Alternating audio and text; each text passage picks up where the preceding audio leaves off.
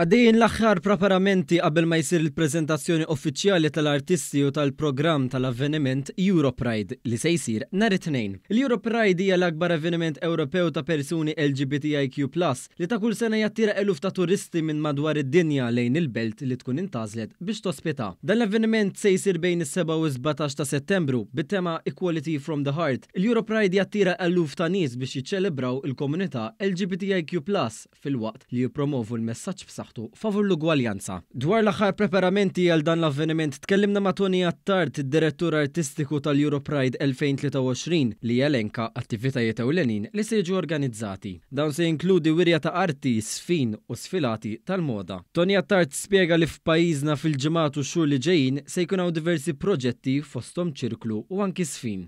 Madwar xi 300 artist involut f'din il-festa, f'din iċ-ċelebrazzjoni ta' diversità, iżda li wkoll tqanqal konverzazzjoni, għalli dik hija importanti ħafna li mhijiex biss li nxejru l-bandiera, dik hija importanti wkoll li nfakru li fl-aħħar mill-aħħar hija protesta imma wkoll xi tfisser.